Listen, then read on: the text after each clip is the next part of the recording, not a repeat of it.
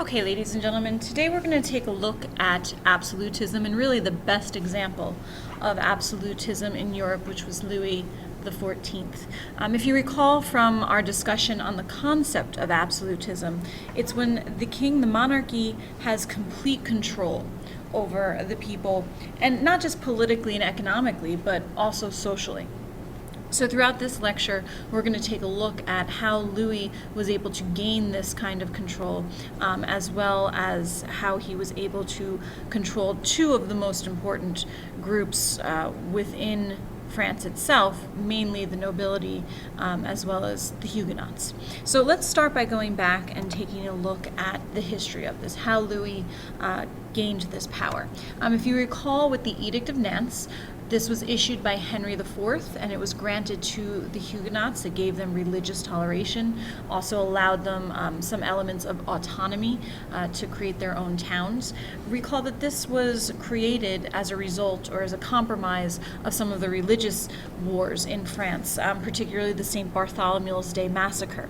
And Henry himself was Protestant and converted to Catholicism in order to become king. But as a result of that, he was very sympathetic to the Protestants, and that actually got him killed. He was assassinated in 1610 because of his feelings towards the Protestants, his toleration, his religious toleration. And as a result, he was replaced or followed by his son, Louis XIII. But the problem was that Louis XIII was only 9 years old. And of course, obviously, a 9-year-old cannot properly or effectively rule a country. And so he is going to be assigned or appointed a regent, someone who is going to basically be his chief advisor, run the country until he is ready to do so himself. And this regent that was appointed was Richelieu.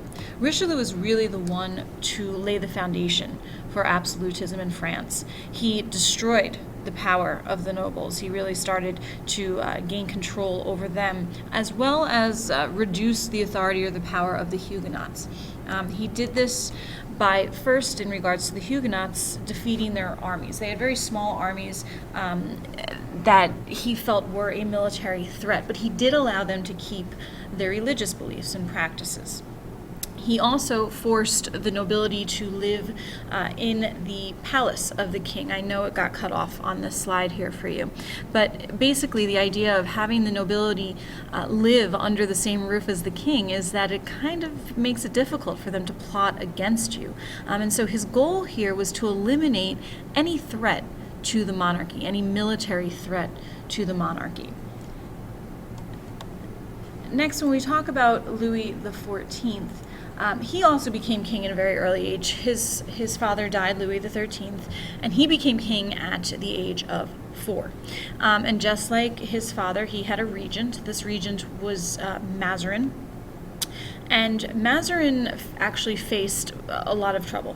One of the biggest problems that he faced was called the Fronde, Fronde.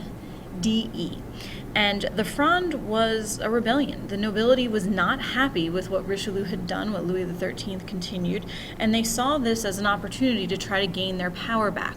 So this was an uprising, almost like a civil war, that lasted for quite some time.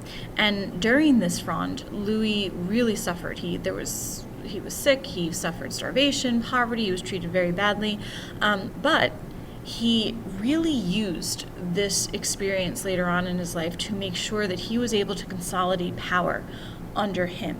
So eventually, Mazarin was able to regain control of the situation, and as Louis comes to age, he does take control from Mazarin. But one of the things that he does in order to make sure that people understand that he is the sole authority, he gives himself this name, the Sun King. Everything revolves around him, this heliocentric version of the universe he's applying to himself to show that he has this absolute control. Additionally, if you remember the Estates General, which was created by the French monarchy during the Middle Ages, remember Philip the Fair, it was meant to give the people a little bit of a voice, but really to control them, right? And it was made up of the 3 estates, the clergy, the nobility, and the commoners. Well, Louis made sure that the Estates General never met during his 72 years. And as a result, the Estates General never actually gains any authority, or what we call, remember, the power of the purse, this ability to tax. So he never bothered to ask any of these people for anything, whatever he wanted to accomplish, whether it be militarily, politically, economically. He did it himself. And in that sense, he was able to maintain and consolidate all the power under his rule. One of the outward symbols of Louis XIV and his authority was the Palace of Versailles. This was the king's residence and really the center of government as well.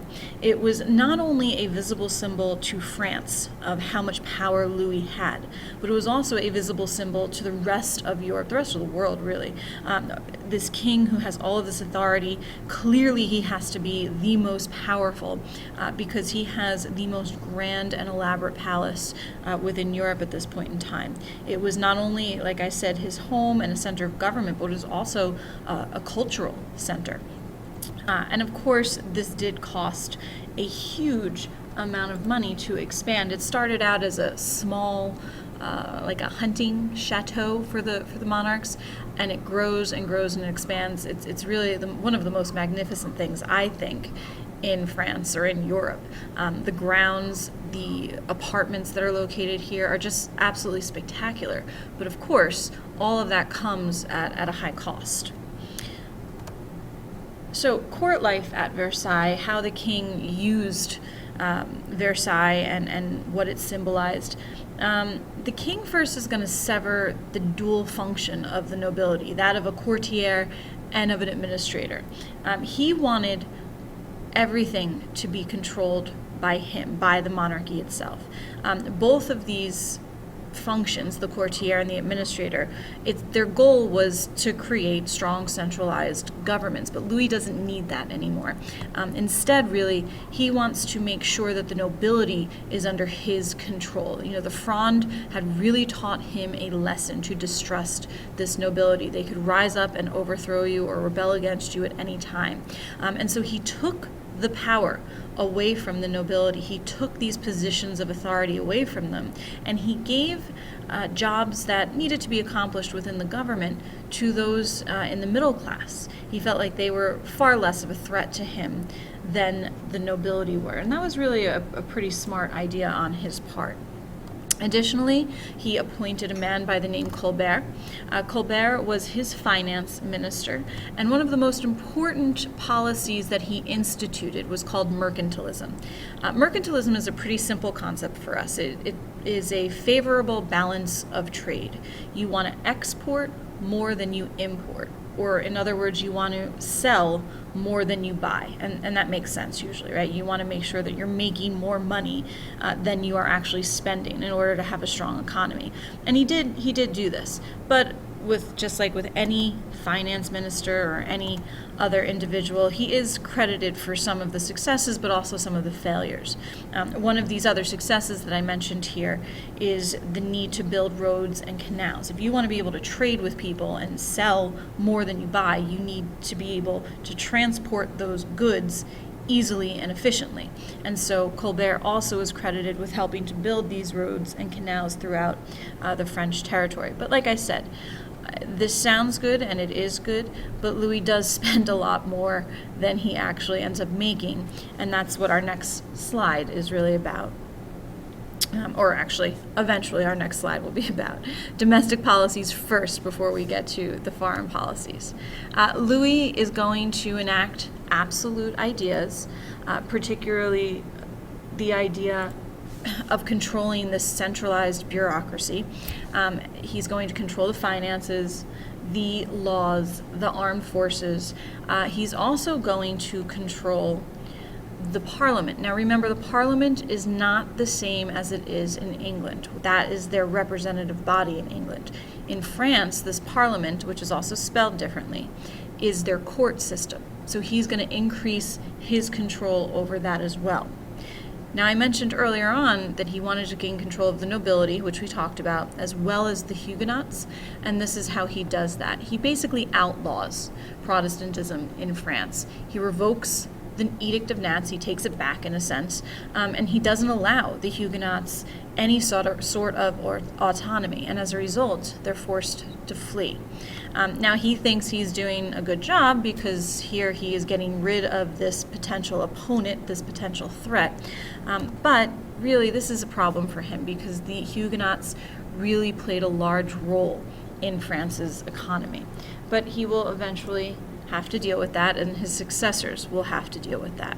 All right, so now going back to all of this money that he spent before, his wars and his expansion. He fought several wars, all with the goal of expanding the French territory. So if we just take a look at this larger map here, we blow this up, you could take a moment and pause and study this map. You'll see the green is originally France, and then the dark purple, and then the light purple is where France expands into. But of course, all of this expansion comes at a cost. So even with Colbert and your policy of mercantilism, you still have a tremendous cost in order to expand this territory of France, this country of France, and he is very determined to do so. Additionally, we have another rather significant war, which was the War of Spanish Succession. And to me, this war, it really shows how powerful Louis was and really how feared he was. So if we just take a look at what happened here, Louis ended up having to fight this war because the King of Spain died, and in his place was Philip, who was French. It was the closest relative. But of course, England in particular, the Holy Roman Empire, they did not want France to gain control of Spain and France. That would be a huge, huge change in the balance of power. And so as a result, they declare war on them. Now, ultimately, Louis is defeated by the English. And we can take a look at this map here. You see there's alliances. The green, again, is France and its allies, which is not much. All of this purple is the alliance against Louis. And then this bluish color is the land that Louis would be taking had he won this war. So that's why this was such a threat to the rest of Europe. But I mentioned that he lost the war. Here's what I find to be fascinating. Right? He loses the war, he signs the Treaty of Utrecht, and in this treaty, what is decided is that we can still have a French king, in a sense, Philip, on the Spanish throne. So he becomes Philip V of Spain. But the compromise was that France could never hold both the French throne and the Spanish throne. So the king could never be both the king of France and the king of Spain. That would be too much power. But the fact that that was a compromise that was able to come out of this war just shows how much power and authority Louis ultimately had. And you could see, too, that another aspect to this that Louis lost was some of the territory that he had initially gained. You could see in this map, the blue territory was land that he had gained at one point or that he controlled at one point that is going to be lost, as it says, to Austria. This purple area is going to be lost to the city-state of Savoy. All right, so now those are Louis's wars, costly wars. Let's talk about the final result of Louis XIV. Right, yes, he was one of the greatest state builders of Europe, but despite this, people suffered in France. There's going to be very, very heavy taxation. There's going to be a lot of economic problems, particularly for the lower classes. And we'll talk more about why that is the case in our next unit when we get to the French Revolution. His absolute policies did solidify the place of France as a dominant power in Europe, one that was actually to be copied throughout various places. In Peter the Great in Russia, tried to create a city, a palace, just like what Louis was doing, tried to westernize Russia just like France because it was so popular, it was so influential at that point in time. Right? And then, of course, we do have problems. He drained the treasury with all of his wars. He had to tax heavily. And then when he died, he's replaced with Louis XV, his grandson, who was just too weak to deal with a lot of the problems that are left as a result of the extravagant spending and the centralizing of power under the king. And so eventually there will be a need to reform. Right now, I gave you a lot of information. Let me know if you have any questions tomorrow.